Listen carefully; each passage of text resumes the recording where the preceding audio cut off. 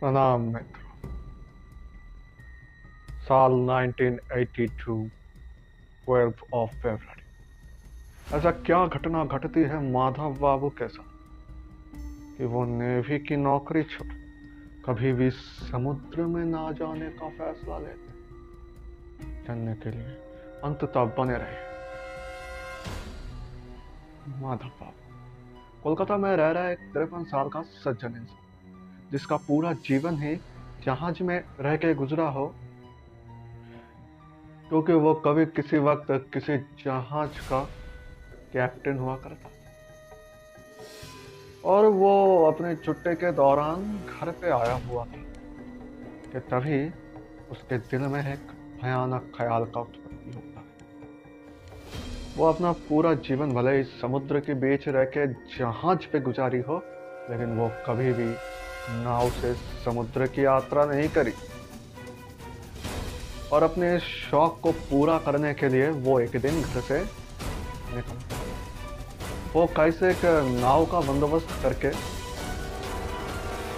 उस पे एक ऑक्सीजन सिलेंडर, एक रस्सी, कुछ खाना सहित अन्य जरूरी सामान रख के 1982 8 ऑफ फरवरी वो हल्दिया बंदरगाह से अपना यात्रा प्रारंभ करती है और अपनी यात्रा को बड़ी खुशहाल बनाने के लिए वो समुद्र में छोटी मछलियों से खेलते थे कभी, और कभी इसी दौरान बड़ी बड़ी मछलियां आकर उसकी नाव को हिला देता।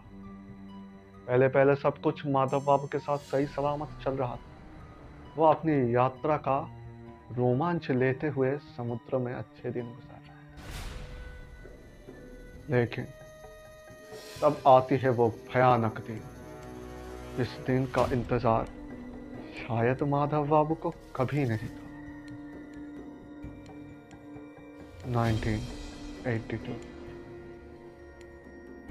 11 ऑफ फरवरी, रात के करीब 11 बजे एक भयानक तूफान इस समुद्र में डगमग मचा उठता है।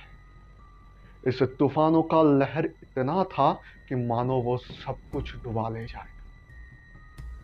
माधव बाबू अपनी कर्म क्षेत्र के दौरान कभी भी ऐसे तूफान का सामना नहीं किया था। जिस दिन वो तूफान आई थी, माधव बाबू अपने तन वदन से कांप उठा था। तूफान का परिणाम इतना भयानक था, वो अपनी नाव से बिछड़ जाने के डर से उस रस्सी की एक तरफ अपनी कमर पे और एक तरफ नाव के साथ बांध लेता,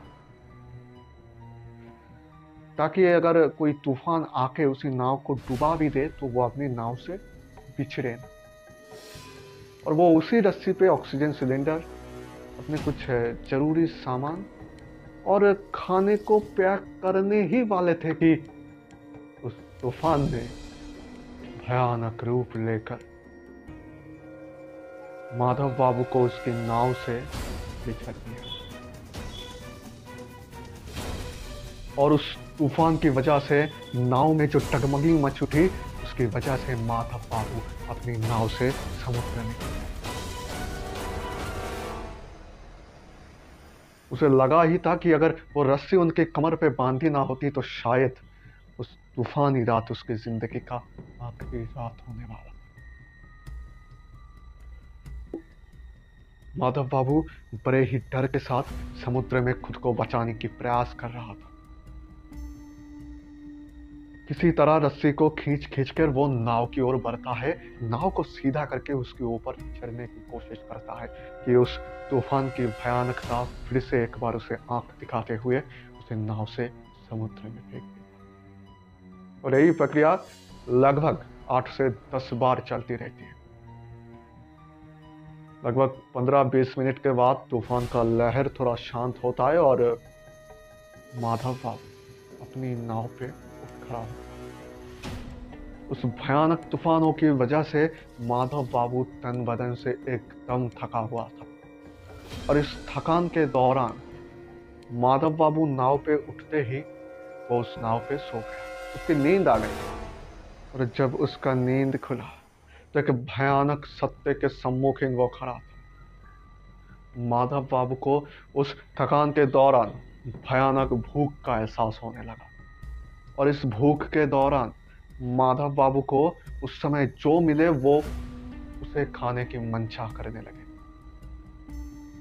वो भगवान से प्रार्थनाएं करने लगे कि कहीं से किसी तरह उनकी खाने का बंदोबस्त हो जाए। कि तभी कि तभी माधव बाबू एक भयानक सत्य के सम्मुखीन खड़ा होने वाला। क्या था वो भयानक सत्य? जब वो अपने बगल में घूमता है तो अचानक उसे वहां एक जहाज नजर आती है। जहाज बहुत दिनों से पानी में रहा हो और उसकी वजह से जहाज में रूई आ चुकी है, और देख के ऐसा लग रहा था कि ये जहाज लगभग 100-150 साल पुराना। लेकिन माधव बाबू के तन में भूख की इतनी हड़कंप थी कि ये सब विषय को इतनी गंभीरता से सोचने का अवसर उनके पास नहीं था। वजह यही है, और इसकी बदौलत माधव बाबू को कुछ अजीब सा लगे उसके पहले ही वह अपनी भूख के लिए जहाज में निमंत्रण थे। वो चिल्लाकर बोलने लगे, कोई है जहाज पे? मुझे बहुत तेज की भूख लगी है, कृपा कर मुझे खाना देकर मेरी सहायता करे। फिर ऊपर से एक रस्सी फेंका जाता है और बड़ी गंभीरता से ऊपर से आवाज आती है, ये रस्सी पकड़ के ऊपर चले आओ। आवाज कुछ अजीब सा भले ही लगा हो माधव बाबू को, लेकिन भूख का मारा माधव बाबू वो रस्सी पकड़ के किसी तरह वहां पर चढ़ जाते, और जहाज पे जाते ही उसके शरीर कांप उठता। जहाज में वर्कर्स रहते हैं, जहाज पे कई अन्य सामान रहते हैं जो पानी में मददगार हो सके, लेकिन उस जहाज पे ना तो एक वर्कर था और ना ही कोई अन्य जरूरी सामान। फिर वो गिड़गिड़ाते हुए बोलने लगे, कोई है? कोई है इस जहाज पे? मुझे बहुत तेज की भूख लगी है, कृपा करके कोई मेरा मदद करे। के अंदर से आवाज आती है, टेबल पे बैठो और तुम्हारे पास रखे हुए उस नीले ड्रम में कुछ खाना है, उसे खा लो। माधव बाबू को इतना सुनते ही वो अपने दिल से बहुत ज्यादा खुश हो गए, और फिर जाकर उस टेबल पर बैठे और पास में पड़ी उस नील ड्राम को खोलने लगे। लेकिन जब भी वो उस नीला ड्राम को खोलता है, उसमें तो सिर्फ कुछ कच्ची मछलियां रखी हुई थी। माधव बाबू इसे देखकर बड़े हैरान हो जाता है और गुस्से से चिल्लाने लगती है, इसमें तो सब कच्चे मछलियां हैं। और भीतर से बहुत जोर जोर से हंसने की आवाज आती है। तो वो कहते हैं, मैं तो यही खाता हूँ। माधव बाबू को अचानक कैसा शौक लगा। फिर वो बिना कुछ सोचे अपने गुस्सेपन को बढ़ाते हुए वो उस मछली के ड्रम को हाथ में लेता है और केबिन की ओर चलते हुए कहता है कि अरे कुछ तो दो, इसे पकाया जाए, ऐसे कच्ची कैसे खाया जा सकता है। इतना बोलते बोलते वो केबिन के भीतर घुस गया। लेकिन जब वो केबिन के भीतर घुसे तो वो बड़े हैरान हुए। यहाँ पर तो कोई नहीं था, एक सिंगल पर्सन नहीं था। केबिन पूरा खाली था, कोई सामान तक रखा नहीं हुआ। माधव बाबू हैरान होते, अपने शरीर से कांप उठता है। फिर वहां से चिल्लाते हैं कि कोई है यहाँ पर। कि तब उसे महसूस होता है कि उसके बगल में ही खड़ा है कोई और कह रहा है, हाँ मैं एडलॉफ गिलफॉय, इस जहाज का कप्तान। माधव बाबू अपने चारों ओर घूम घूम के देखने लगते, लेकिन उसे कोई नजर नहीं आता और वो डर के मारे वहां से भाग जाता है। और उसी रस्सी पकड़कर वो किसी तरह अपने नाव पे आके बैठता है। और बैठते इस बात की गंभीर सोच करने ही लगे थे कि पीछे मुड़कर देखा तो जहाज वहां से गायब हो चुका था। उसके दिल में एक शंका पैदा, जहाज तो अभी अभी यही था और एक दो सेकंड के अंदर कैसे गायब हो सकता। फिर उसी फिर उसे ध्यान में आया ये जहाज बहुत पुराना लग रहा था, कभी ये टूट के समुद्र में तो नहीं चला गया। लेकिन वो उन सब बातों का मनन कर रहे थे कि उसे लगने लगा था कि ये जहाज कहीं भूतिया तो नहीं है।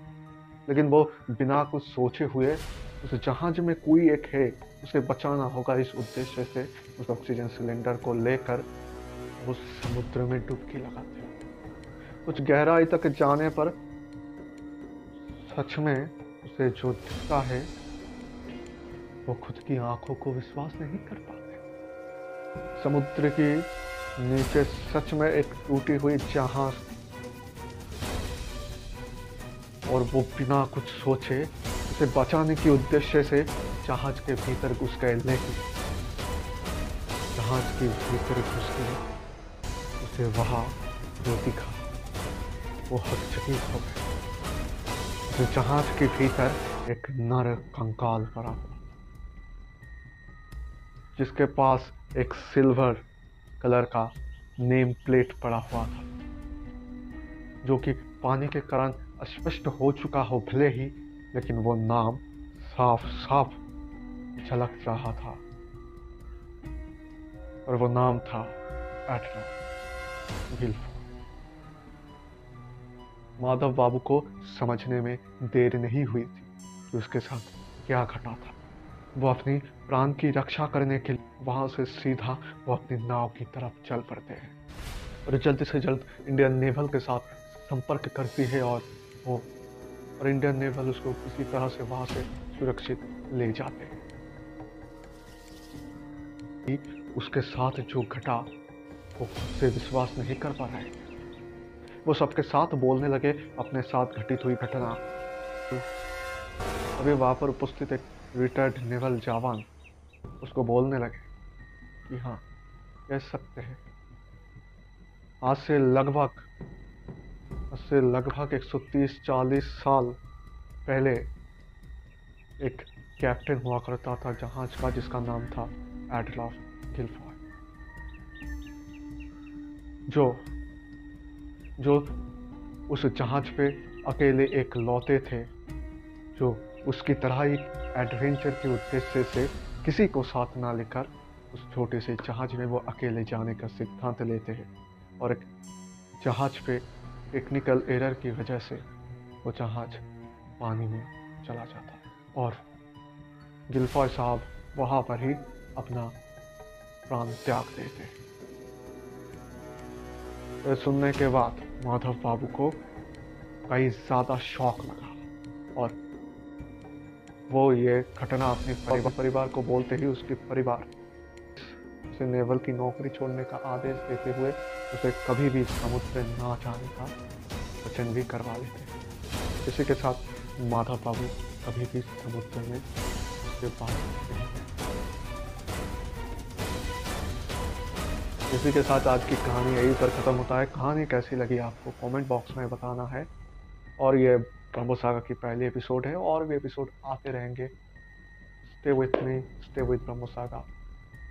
आप लोगों की प्यार की ज़रूरत है, कृपा करके प्रदान कीजिएगा और ऐसे ही रोमांचक कहानी के लिए सब्सक्राइब करके रखिए।